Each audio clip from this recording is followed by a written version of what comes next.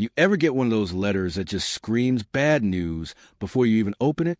That was me, standing on my porch one Tuesday morning, coffee in one hand and an official-looking envelope in the other. Bold red letters stamped across the top. Internal Revenue Service. My heart skipped. My mind went into overdrive. Did I forget a form?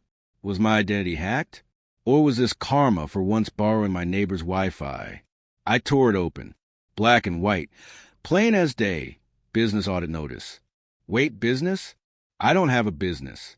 I'm an IT consultant, working from home in sweatpants, surviving on leftover pizza. So, naturally, I called the IRS. 45 minutes of hold music later, a woman named Sharon picked up. "Sir, can you confirm your company name?" she asked in that calm, IRS tone that could stop your heart. "Lady, I don't have a company. The only thing I run is out of patience." I muttered. A pause. "Sir, the business registered under your address is Bright Path Community Solutions, LLC. My brain short-circuited. Bright Path sounded like a pyramid scheme or one of those change your life scams. I told Sharon it had to be a mistake. She reassured me politely that they'd investigate. Meanwhile, I Googled the name. Guess who popped up first? Barbara Owens, our HOA president. The same woman who fined me for leaving my trash cans out 1 hour too long. Suddenly, everything clicked. This self-appointed queen of the cul-de-sac had registered a business using my home address. I walked over to her house. She was out front, pruning roses, wearing that ridiculous wide-brimmed gardening hat, like she owned the neighborhood. I asked casually, "Hey, Barbara, do you know anything about Bright Path Community Solutions?" She froze for a beat, then pasted on a fake smile. "Oh, that's just a small consulting thing I run." "Why?"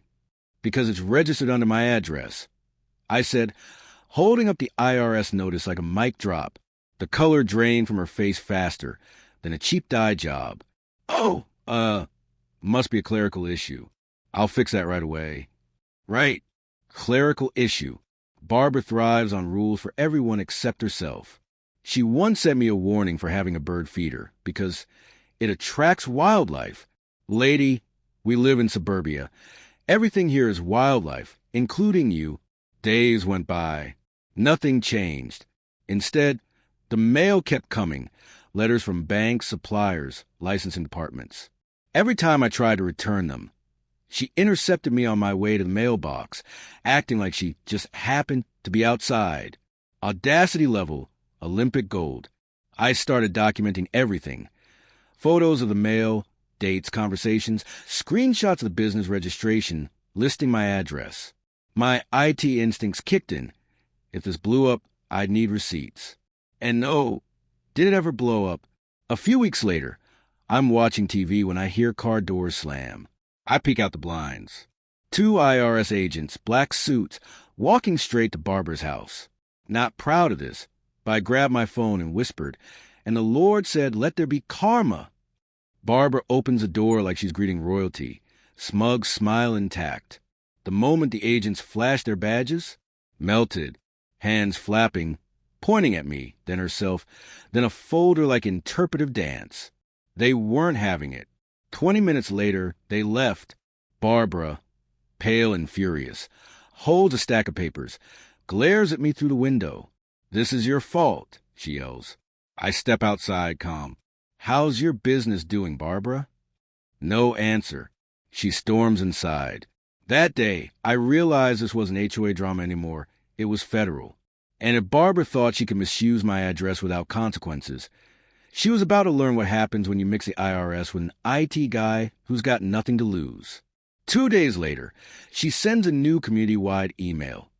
Neighborhood integrity reminder: refrain from spreading unfounded rumors or recording government officials during private matters. Oh, I knew that was aimed at me. Timing, tone, passive-aggressive perfection. The universe wasn't done with her yet.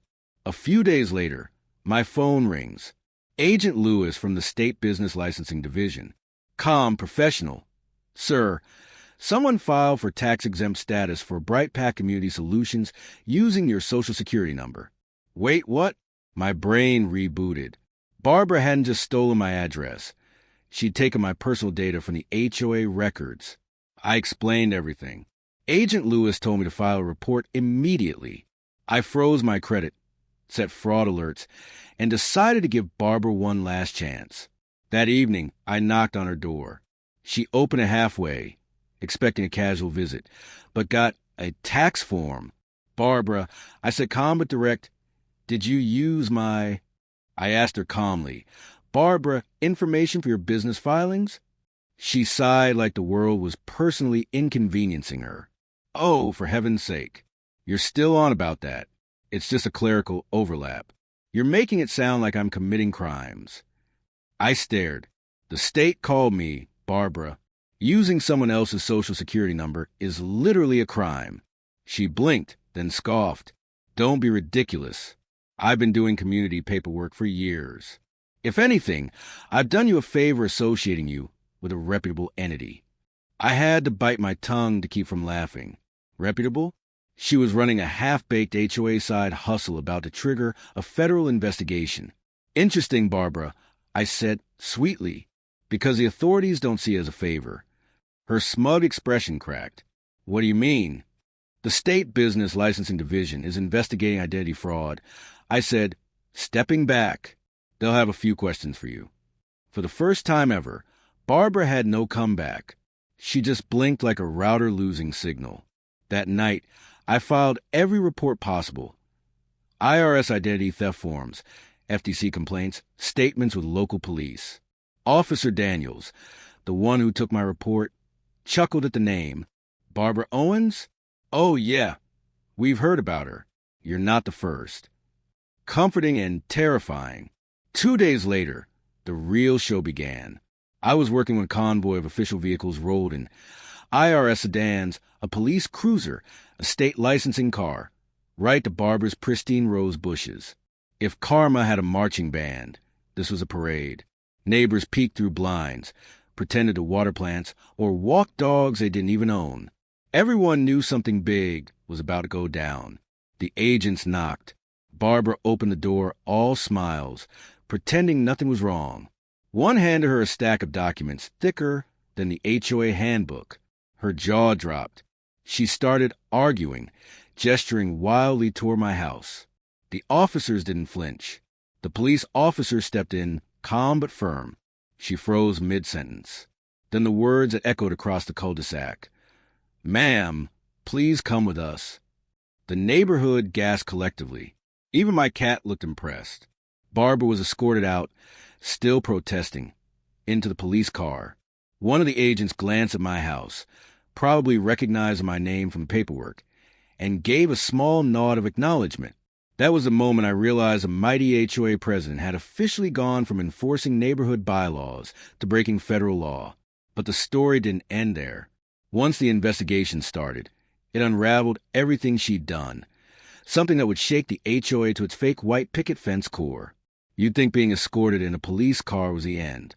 But Barbara Owens? Nope. She came back swinging. 2 days later, she sent a passive-aggressive community-wide email. Neighborhood integrity reminder: refrain from spreading unfounded rumors or recording government officials during private matters. Oh, I knew that was aimed at me. Timing, tone, passive-aggressive perfection. The universe wasn't done yet. A few days later, Agent Lewis from the State Business Licensing Division called. Someone had filed for tax-exempt status for Bright Path Community Solutions using my social security number. Wait, what? My brain rebooted. Barbara hadn't just stolen my address. She'd stolen my personal data from the HOA records. I went full movie villain. Filed reports, froze my credit, set fraud alerts. Then I gave Barbara one last chance. That evening, I knocked on her door. She opened halfway, expecting a casual visit, but got a tax form instead. Barbara, I said calm but direct, did you use my...